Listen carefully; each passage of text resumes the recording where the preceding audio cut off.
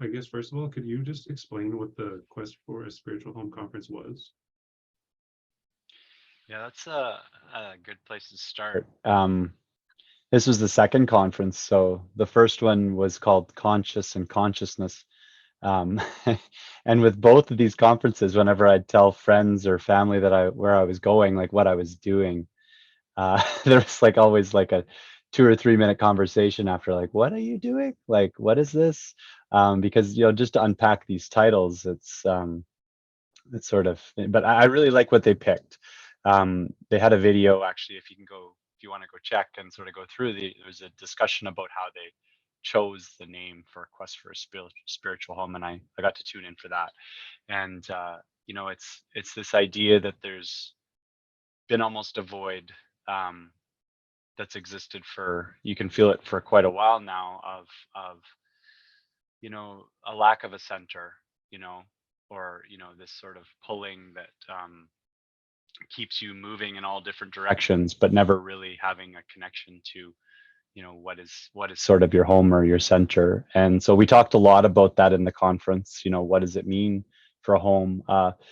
John Vervaeke's discussion on this, I don't know how technically you want me to get into this off the bat, but his discussion of sort of this home base, the home range, and the hearth, kind of being this different level of home, really connected to me. There's these places that, and almost a persona that goes with each.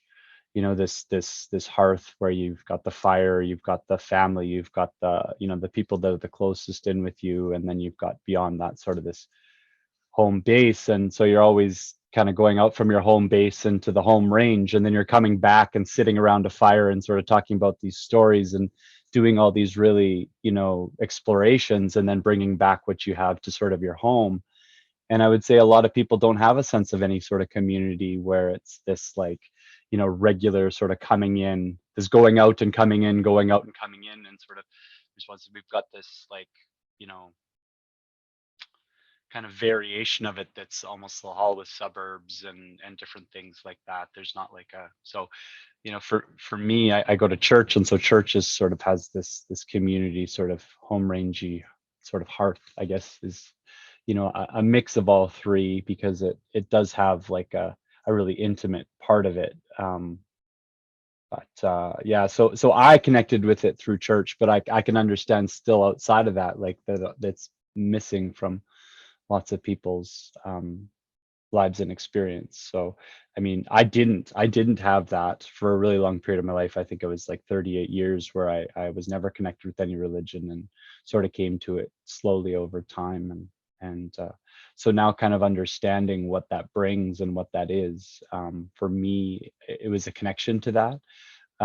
But having lived a life before that where I didn't I had some sort of semblance of that, but not like slowly starting to kind of be pulled into that other world of things where it wasn't really there as much. Like I could feel that sort of like deteriorating. I think it was mostly because my grandmother, she used to have us all for family suppers at like every Sunday, like week after week. And she was just she is an amazing, she's 97, actually her birthday was yesterday. And she's an amazing person, and she always sort of had us come in, but now she's so getting up in age that we don't do that as frequently anymore, and I can feel that sort of lack from me. But I now have church to sort of fill, I guess, a bit of that void. Um, what was the best part of the conference to you? So in both conferences, like the first one, I was unsure, because this happened in the second one too. It's this feeling of being amongst those people that you just know for a fact that you're both striving for the same sort of thing. And so what happens with that is there's no need to banter or small talk. You fall in with a group of people, you sit down, and very quickly you've gotten to a level of conversation that would be maybe considered high, and so quickly that it's just like a really easy connection. And it happens, you'd think that it's just sort of an aberration when it happens once or twice, but it happens with literally every person that you're sitting down and talking with. And so I mean, the best way to describe this, and you might have to sort of be attentive to kind of the things that we're talking about to understand this, but it's a spirit. There's a spirit in the room of what's happening, and we're observing, I would say, the core of what's happening on stage, and then through almost maybe mimicry, but not something as simple as mimicry, but sort of a participation, or sort of this like connection through procedure, this deeper level sort of understanding rather than the just knowing. We're connecting in the same way we see in front of us. And so this sort of builds and sort of grows, and it almost feels like a bubbling, like a very place that's rife for these connections. And it's not something you would expect, because actually when you get to meet a lot of these people, when you really connect with them, they're very different than you. There's multiple people that I met that, like, I'm a Marxist, or I'm a I'm an atheist, or I'm this, or I'm that, and I'm none of these things, but I immediately felt a connection and was able to have a positive and productive discussion with these people, because I think that's what we're seeing on stage in front of us. We're seeing people that come from very different places and still can find a spirit that's this growth. It's not this cutting down to take out the legs from out from underneath the other person. It's this sort of like, oh, but do you mean that? And sort of kind of cutting out the pieces that aren't really, like, this sort of like scalpel, but in a productive way, because then it's like, okay, well, now we can build on that. And so yeah, that was my favorite part, is participating in that spirit again.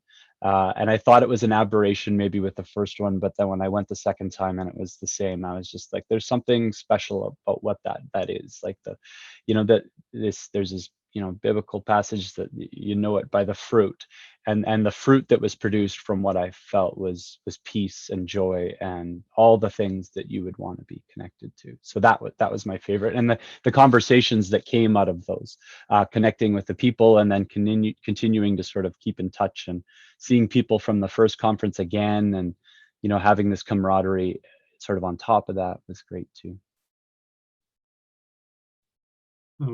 Why did You should come, Dan, next time.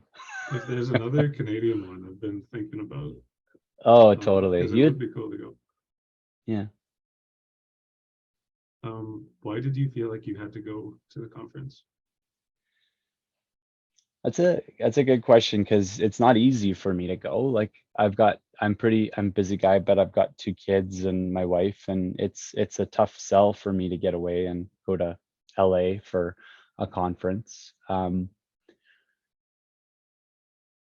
I think that now that I'm sort of watching what's happening, I think it's maybe the most important thing, other than sort of maintaining my relationships with my family, about what the culture needs right now. There's so many ways that I see people on either side yelling and screaming about each other, but not really finding a bridge that connects, that doesn't get burned down or destroyed immediately. I I want for what they're hoping for the world. Like, I see what all of them, but John Vervaeke, very much so, like I think what he brings to this, they all bring something amazing. And so I'm not trying to single somebody out, because I think that John's more important than anybody else. But what I think that he brings is this connection to that different zone or idea, this science sort of, um, you know, um,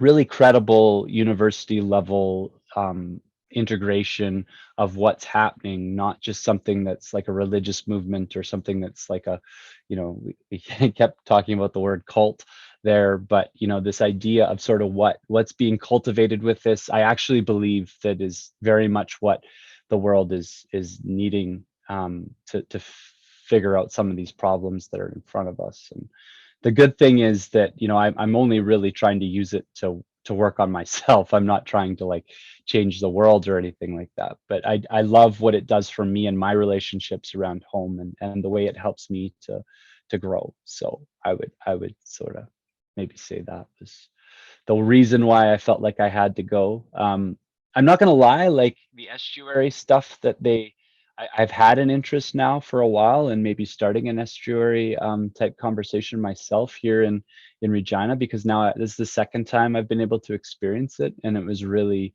useful. You know, it sort of produces the kind of spirit that you know, was there at the conference.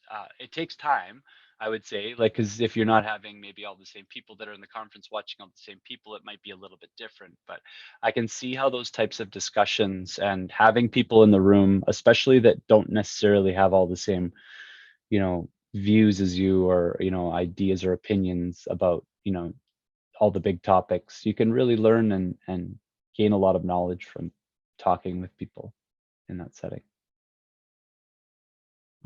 What did the people in your life think about you going to the conference?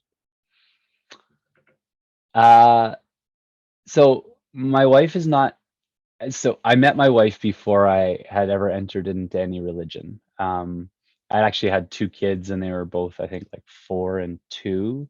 And so, you know, my journey started with this idea of just telling the truth. And then right after that, it just spurred on this idea that I needed to be at church.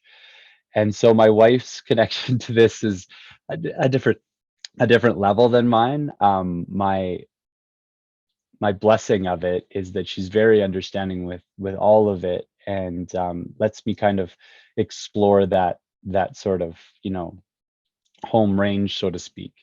And I would say that it's sort of changed what she sees and does too. You know, her initial reaction when I had connected with Jordan Peterson and his work was from people that, you know, sort of understood Jordan Peterson from a media lens, that, you know, sort of had ideas of what he was against, and, you know, thought that he was an angry gentleman that, you know, seemed to have very strong opinions. And she's, you know, warmed more to that situation. She's still not fully into this. So the people around me think, I think they believe in what it is because they see what it does for me.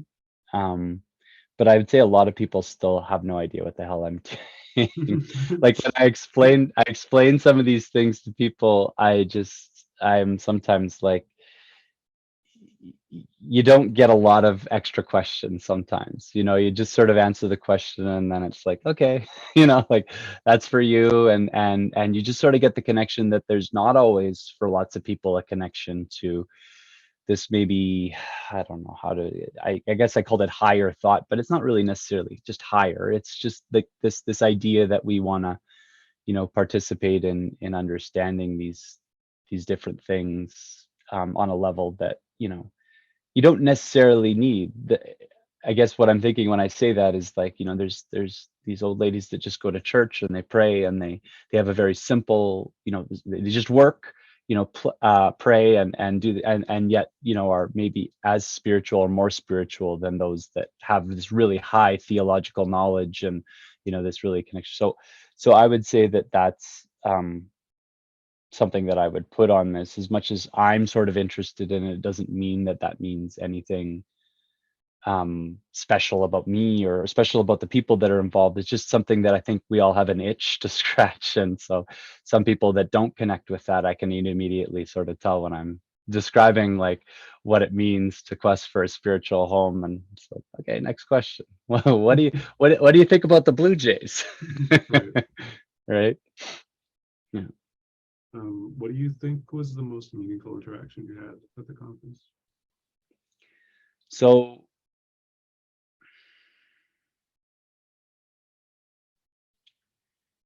it's funny because there's lots to pick from. Um, there's one girl that was there in support of her husband, which I thought that situation was really interesting, and she gave me a very um, candid view of what it meant to be a wife supporting her husband, going, you know, in some of those discussions that I thought was really interesting. And she talked a lot from the female perspective, and you know, I'm a married man, so when I go out, I don't normally seek out to talk to other women, but because this is obviously, and then she was able to just really share with me something that I thought was a really powerful thing that I had missed from any of the previous. So her conversation with me just sort of talked about like the pressures of being a woman and the different things that she was connected to with beauty and you know, child rearing and different things like that. And just really, that was a really powerful discussion for me to hear her talk about her troubles in a way that I didn't understand at all. And so that was something that really stuck with me. I had stayed with another person, actually two other people that I met at the first conference, and then there was another joined. And we had a fire one night after the conference because we were talking about going out and coming in and just having these fires and sharing discussions. And we had some really good conversations around that fire too. Went, you know, pretty late into the night, and that was just sort of like, um, you know, exactly exemplifying sort of what we were seeing there. I would say that our whole estuary conversation, because we ended up being in one that was sort of different, like they taped ours. So I was part of sort of the taped version of the estuary thing, and so I think people put in a little bit more effort to be there and sort of speak clearly and honestly, and put in a little bit more of the time. And that was really good because I would say that, you know, almost everybody, there's this one lovely Orthodox lady that I was able to connect with. She was like a mom figure, and she immediately felt like my mom after the estuary conversations. She's just like, she gave me this nice Orthodox prayer rope thing, and I was reciprocated. I gave her this little bottle of champagne, and I sort of felt like, you know, these conversations like are the starting point for like great, amazing friendships and these things. I need to reach out to her and stay in touch. Is part of the difficulty, I'd say, with like having it be so big, is that the ability to then sort of connect, like it's not really in your home range, you know, other than Zoom and these sorts of things. But so those are a few of the conversations I would say that were really important to me. You know, there's conversations that you want to have with the celebrities, so to speak, you know, like, you know, these guys, but you know, it's interesting because you sort of think about these questions and you sort of go through it, and then you have these conversations with them, and you think that it's going to really be this, you know, unveiling sort of connection thing, and it doesn't always need to be that. I would say that it was the other stuff around that that really built up to any. But you know, it's nice to be able to connect. Like, there's lots of conferences, I'm sure, where these are speakers and they're really difficult. At each of these conferences, everybody is so generous with their time, and they're just, you know, they're willing to, and you just watch, you sort of watch what's happening, and everywhere they're going, you know, people are going up and asking them questions, right? It's like this eddy of curiosity sort of following them.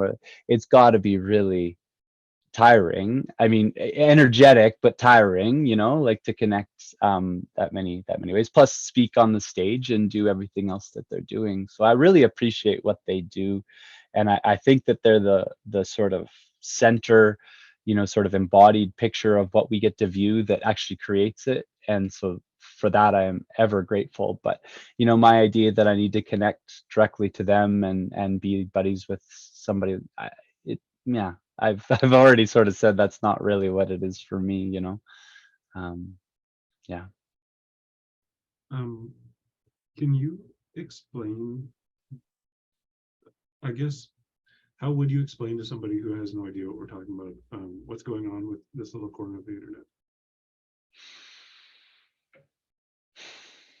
So there's a great discussion from the first conference that I sometimes use, because if you think about, I don't know if you're able to connect with the first conference very much, but they invited a fourth person on stage who is just somebody from Thunder Bay. He was a professor, but he's got a background in sort of this medical assistant, well, not really medical assistance in death and dying, but sort of this idea of consciousness and death, and so he was invited to this conference to be a speaker, but he didn't have any clue really, like prior to this, what this was. And so all of a sudden he's on stage and he's participating in these conversations, but it just lapsed through, like, you know, all of these other conversations these guys were able to have, and we were able to participate in some sense because we were hearing these things online, so we kind of got up there. And so Jonathan Pajot had something really interesting, and actually Vervaeke too. They had conversations where it's like, okay, like kind of catch me up to speed using like the simplest language you can. So I would, anybody who's really looking to get that answer, I would tune into that talk specifically. Jonathan Pajot and Mondrel, I can't remember, Richard Mondrel, Dr. Richard Mondrel. That conversation was a really good summation of sort of what's Jonathan Pajot's sort of, bringing him on board, and so that was nice. And then Vervaeke also too, like they had a more pointed discussion about a specific issue, but you could see how their connection through being both professors was able to sort of jump that gap. Um, to put it on me, I mean, it's just not, it's not easy, I would say, because there's lots of things like you start talking about egregores and these different things, and it's just these words I'd never had any clue about at all. And slowly, because I'm not that bright, but I've slowly kind of been able to connect enough to tune in and understand to my level. And so I still find it really interesting, but I can understand how some people coming in sort of partway through the conversation would be like, you guys are crazy, or like you're out here, not in the center of where I am. And so yeah, I think that's an important discussion that I think needs to all that question I think always needs to be asked every time we do these conferences, is how we can actually connect what we're doing to people that didn't like sort of follow through this journey. Because if it is truly an answer that's going to be useful in solving this problem of how to, other than just like this mimicry sort of understanding of this is how that should work, which could work too.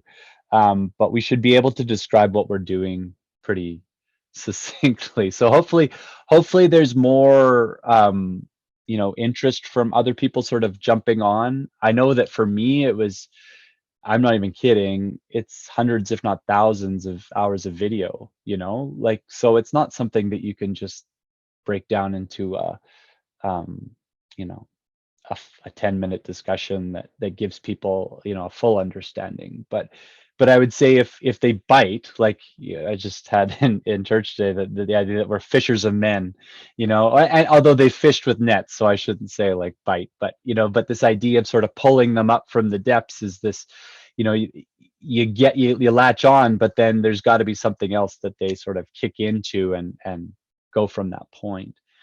And so there might be something that's a little bit more like that. I don't have a good one off the top of my head. I could try sometime, but sort of feels like a tightrope to me to walk down to say. um, Vervaeke talks a bit about whether, I don't want to put words in his mouth, but so something like this, but whether or not um, this little corner of the internet could steal the culture, steal the culture. Um, could you talk a bit about what that might look like or what that might mean? So one thing I would say about Vervaeke that's always really interesting is that his definitions of words are very succinct. Like so when he says culture, he means something very specific in his mind, And so as soon as you said culture, I sort of connected to this idea that, even when we were talking about ha ha ha, this is maybe like a cult, this is cult comes from the root word meaning to cultivate, the same definition is sort of cultivating a garden, or, sort of this bringing up this sort of process of that. And so that's where my mind immediately goes, is this idea of sort of stealing the culture, is like that, I would say that these tools for growth, this stuff that we're seeing, and how we participate when we're all there, is the heart of something really important, special, and there's lots of fruit that comes from it. And I would say that if people can latch on to the idea that that's how we are to,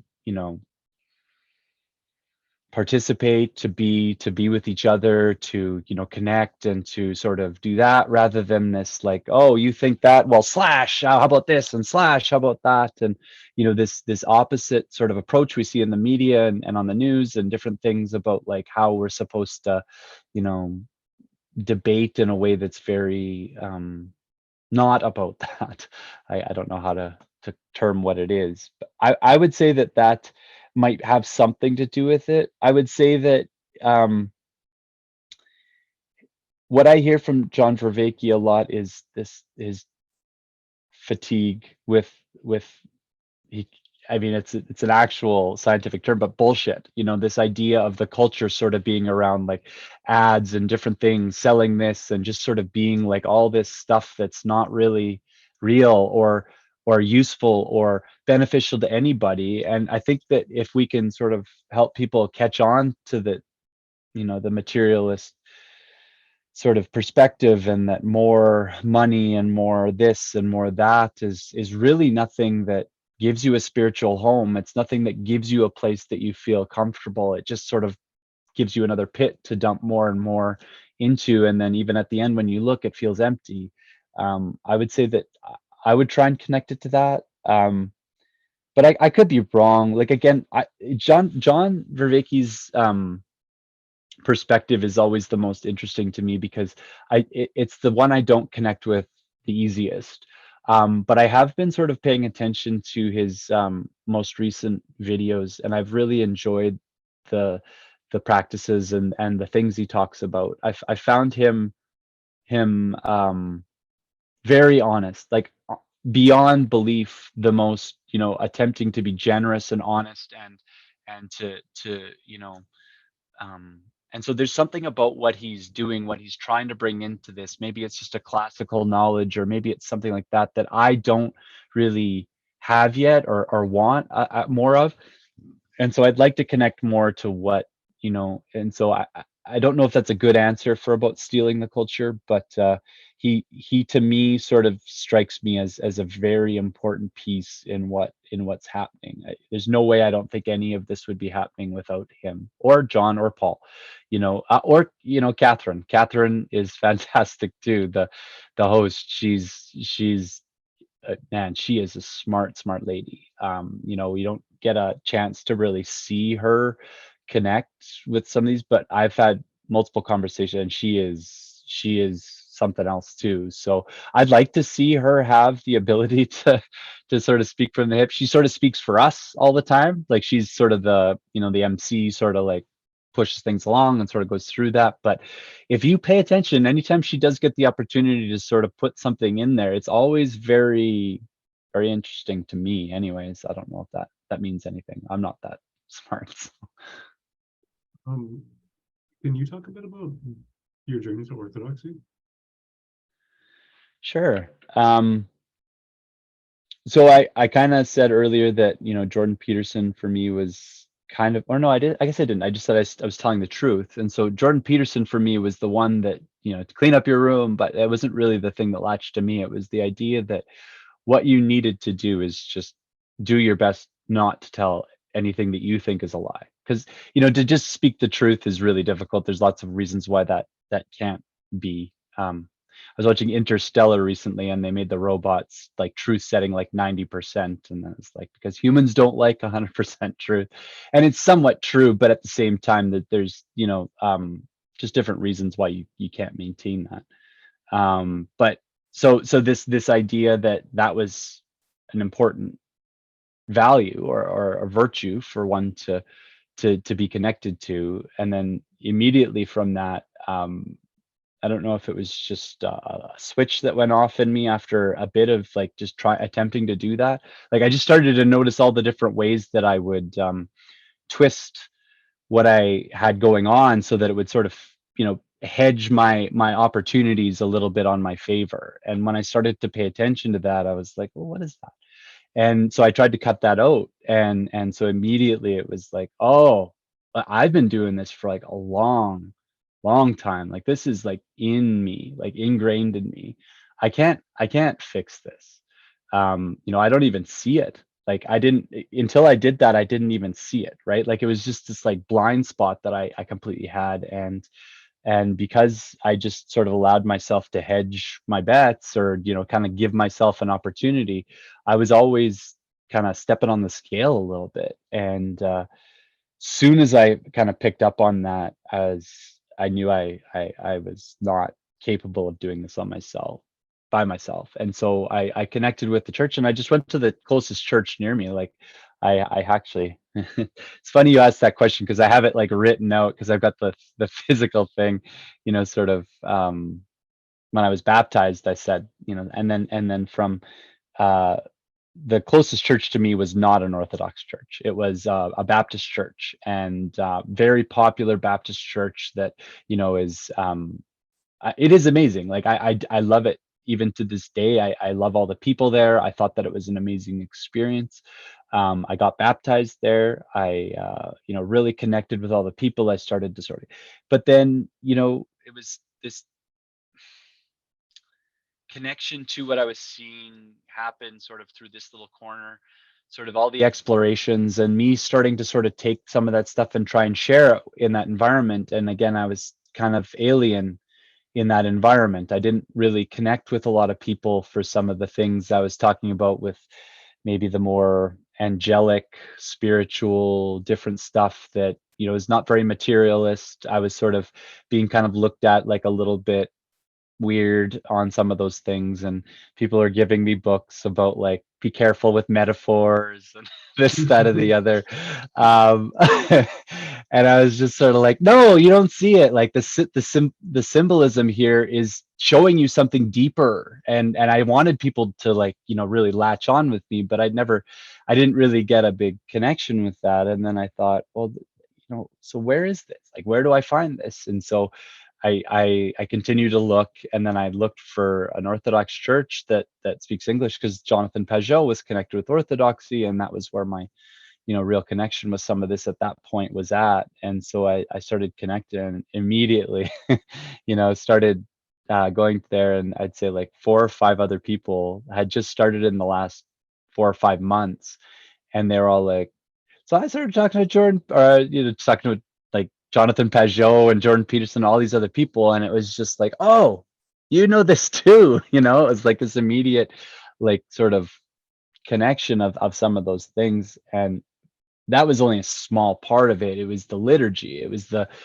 beauty, it was the all the different parts of what that spiritual, like, not that invisible sort of process that's drawing you kind of into it. And it's like a mystery. Like the first time you go there, there's smoke, from the sensors, and there's all this music, and everyone's singing the whole time. Like it's this constant participation, and there's call and answer, and it's like all these. And then they do communion every week, and they're and so it was just like, for me, coming from 38 years of no religion, it was like, this is interesting. And immediately connecting to the beauty of the icons was, I think what's a lot, especially here in Regina where I'm at. We were just talking about this today. We have such a gem. Like it's maybe the most beautiful iconostas in Canada. And you would never know it by looking at the outside of the building. You'd just be like, oh, it's another church. But you walk inside and it just hits you. And, it's Orthodoxy has been the greatest thing that's happened to me in my whole life. And I've had 2 kids, I've got married. I have no qualms saying that what it's produced as a change in me has made me a better person.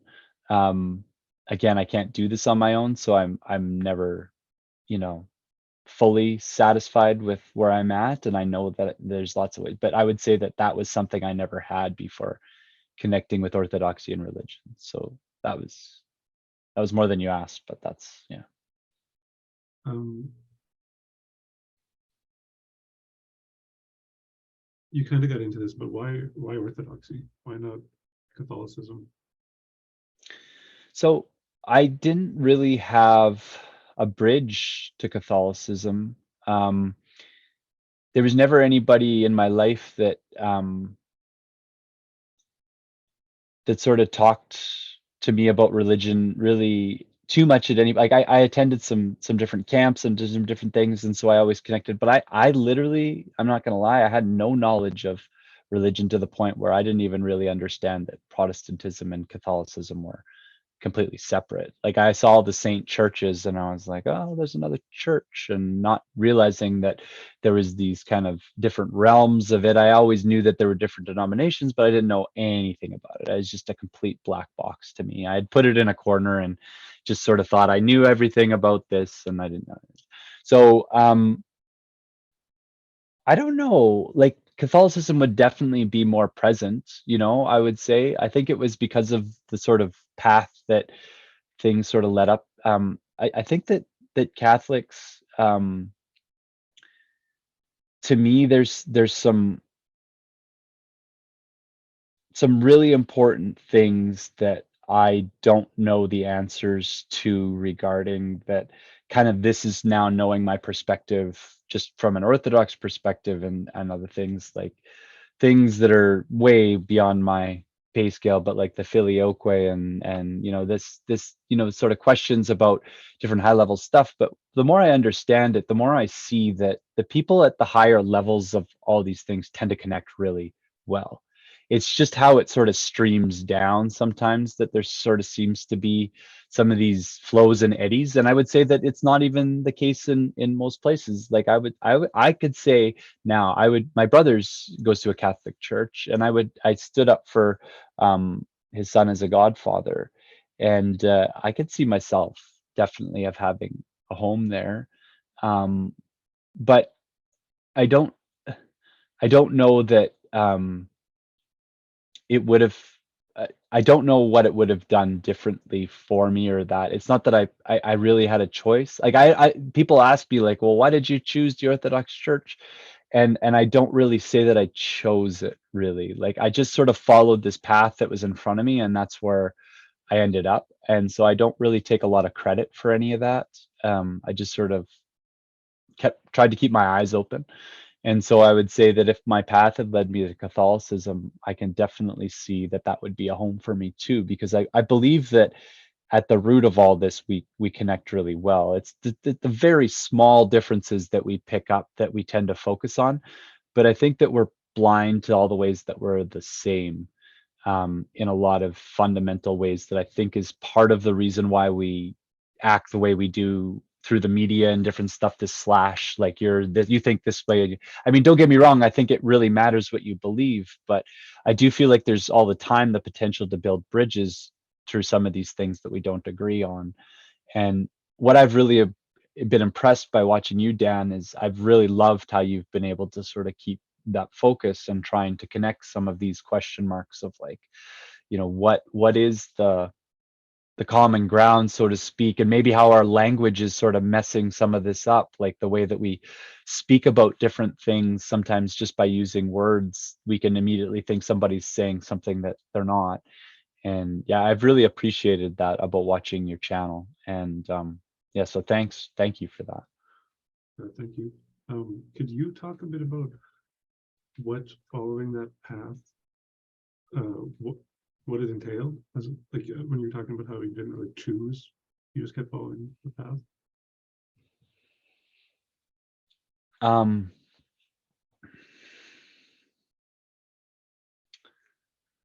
yeah, it's a difficult one, because I think this comes down to a really important theological thing that I've been struggling a lot lately with, is discernment.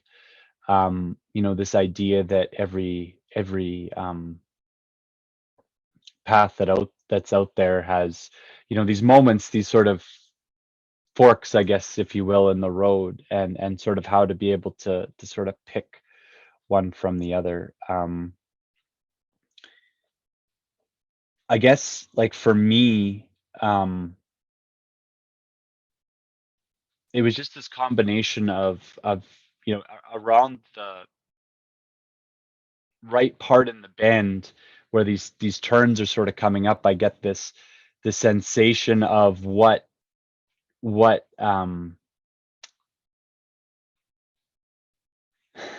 yeah, I actually don't know how to really figure out, to tell you how it sort of feels, but it's not something where I feel like I actually cogitate and sort of come up with the answer. It's more like this is sort of like a drawing, like it's something like it's almost kind of like a pull, if you will, but not something that doesn't require my participation. Like there's a lot of things like connecting with the Orthodox Church that I could have immediately just never done. Like the email that I sent to Father Christian to say, I'm thinking about coming to your church, and and then sort of following that up and actually physically going there.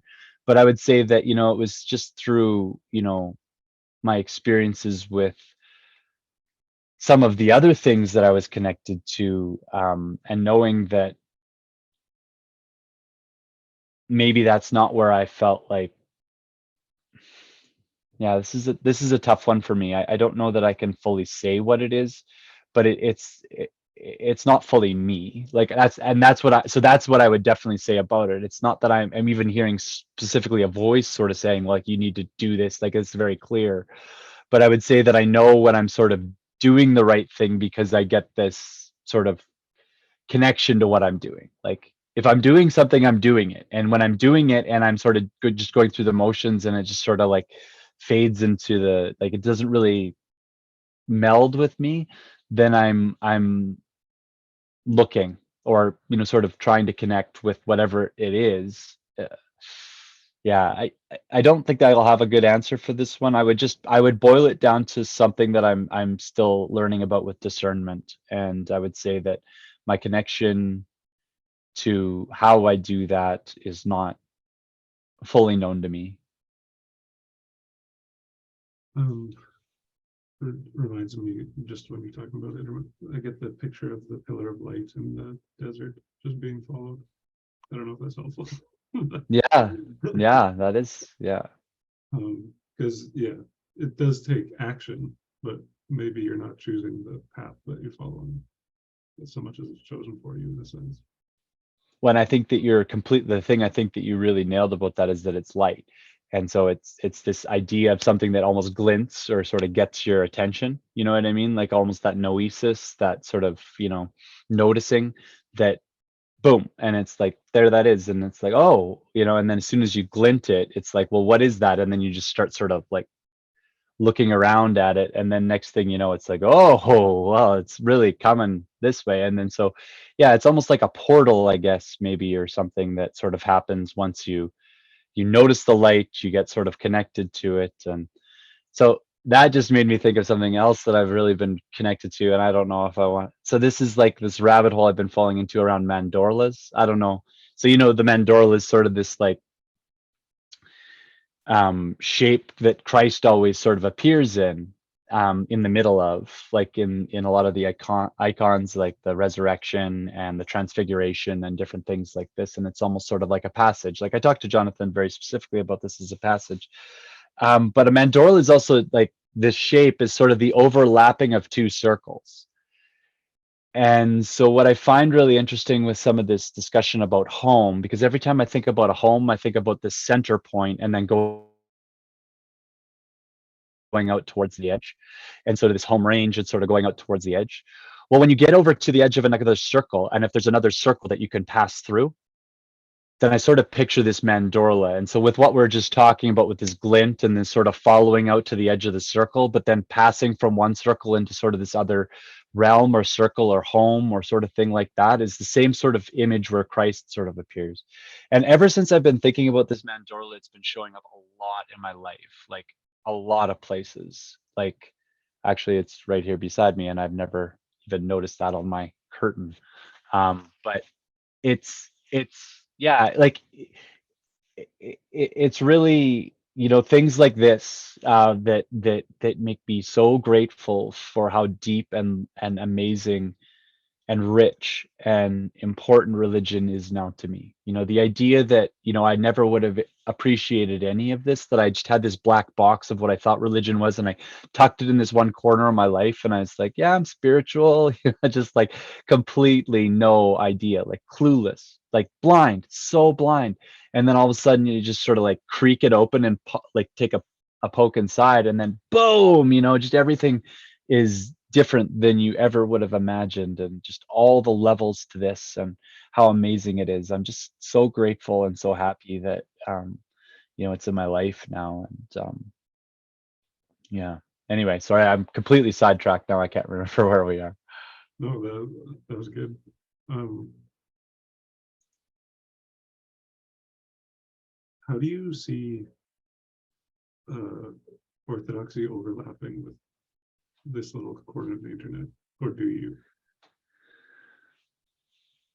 I wouldn't say that I see it specifically. So my initial reaction to that would be I don't really believe that the two are equal. But what I would say that is really interesting is that because Paul is a Reformed church pastor, and John has a very difficult. I'm not sharing anything. A difficult past with the church and his connection to it, and then Jonathan is Orthodox. But with each of these people searching for the same truth, searching for the same thing, the number of overlapping points that what John is bringing up with his cognitive science background and that Paul speaks to around some of these different things, the number of things that just sort of wrap itself around orthodoxy in a way that now that I have kind of some knowledge around symbolism and different things like that, the number of connection points is just too eerie. It's too difficult to say. Like I would say that what orthodoxy might be that Vervaeke's perspective doesn't easily have is that you can be the little old lady going to church that just prays and goes home and connect to all of these things, but not have the full sort of maybe cognitive understanding or yeah, the I'm forgetting one of the P's right now, one of John's P's. Oppositional? Yeah, the propositional. He doesn't, this lady doesn't need any of that, but she can still participate and go through the procedural, which are probably the deeper parts of knowing, anyways, to sort of go through this process and sort of connect to it. And so I would say with what John's doing is he's connecting, I would say, a group of people that don't really have that background, that, this old lady that was growing up in the church and she's really connected to it and sort of doing that. He's like, look at this stuff. Like, this is, and if you do this, you'll feel like amazing, or you'll feel this deep connection with those around you and be able to sort of sort through the bullshit that's out there and, remain humble and do all these. And so I love that. And then with Paul, I mean, his heart is so, he just he has a really great way of connecting people, and he has a really great way of talking to anybody about some of these things. Like, if there was one person that would answer that question that you just asked about, like, how to describe, what's going on with this little corner of the internet, I think it'd be Paul, because I actually use him very specifically for that. These other guys, when they get together, I have to watch their conversation sometimes 2 times to get a full understanding of what the hell I just watched. Although at the conference it was a little easier, so I don't know, maybe it's getting a little better, but definitely when Jordan Peterson's in the room too, like, I can't take it all in. And then what I like about Paul is he can go through and he can connect it in a way that's really, kind of paints over some of the spots where I'm not, fully connecting dots. And so, that's I'd say his real skill that he's bringing to the table. And so I'd say, like, that whole soup that's all together, it's not orthodoxy, but I would say that it's bringing a lot of, it's the ability to bring all those different people in, because not everybody's going to connect with orthodoxy, especially in North America, because it's not even really something that's traditional here. If you grew up in a Greek community, or if you grew up in a Romanian, or all these different ethnic backgrounds, then maybe you have, like, this born in. But even some of the born in folks, because they're connected in a way that it's just the world, like all the stuff, the bullshit, the advertisements, the material stuff, like, they're falling out of that too, because they don't see the value, I guess, as deeply as I have come to know what it is. So I would say that that's what I see. I see it. I would say that this is like a healing. Like, for me, the way I look at this is a healing of that Like that they're proposing an answer to the healing of some of this separation that we're seeing, this breaking off. They're like a nexus point where people can sort of be folded back into what this is. And if they were folded back in and into orthodoxy, I don't think that they would complain. If they had my perspective on it, they wouldn't complain in the slightest. But I don't feel like that's what this really is. I think that some people, if that glints for them again and they start to look into it and they see all the different things around it and connect with that, that's awesome. I'd love for them to join an Orthodox church, but I don't think that a lot will. I think that a lot of the people that I met at the conference will never ever really connect with Orthodoxy, and that's okay too. I think that they're just as much as me or any other trying to search for the truth and connect with other people, and that's really what I want. I want the ability for everybody to sort of feel like you don't have to see everything the same to connect. um, that's what we're missing, I think.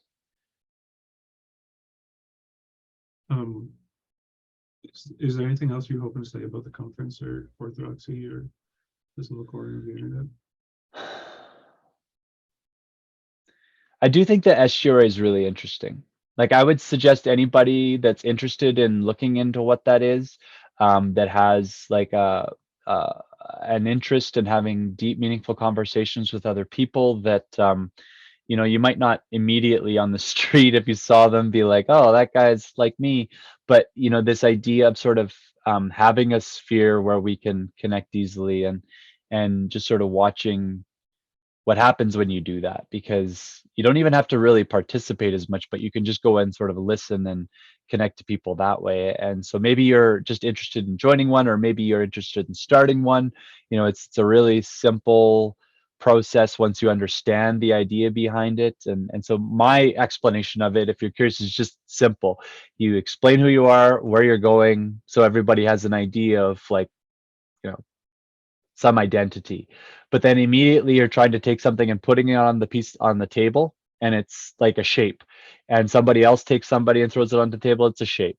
And then you try and sort of fit these things together, and then off whatever shape you guys all sort of decide, then you start to build. And then the building's the really fun part, because it just sort of, you know, does this, and sometimes it sort of expands out like almost like a tree would, right? But then it comes back to the center so that it doesn't get too tipped, and you know, you end up sort of talking about the same thing for too long. And so yeah, I would say that the SGRA conversations have the ability to sort of transcend this. I would say that you know, connect with John Vervaeke's most recent After Socrates. If you're not interested in religion, if you want to just connect with some interesting sort of ideas of how to, you know, center yourself, how to stay humble, how to do things that are really important, and connect to some classical knowledge, go through that. It's free, it's on YouTube. That was a really helpful thing for me. If you've got the ability to handle frenetic energy, tune into Paul's channel. He's always looking at very interesting things, but sometimes he's looking at a lot of interesting things that like within like 5 minutes of each other. I can deal with that because I'm a little bit like that myself, but I can understand how some people struggle. Um, but yeah. Okay, well, thank you for being so Thank open and honest and talking with me today. Yeah, thanks, Dan, for having me. I'd really like to meet you in person again at some Yeah, point. That would be I great. think I think that'd be really good. Okay. Well, let's keep in touch, and let's try and organize a time to sit down for a coffee or something, and For that'd be sure, great. for sure. And Okay. have a good rest of Father's Day. Thanks, man. Yeah. Yeah. Okay. See you. Okay. Thank you again. Yeah. Bye. Yeah. Bye bye.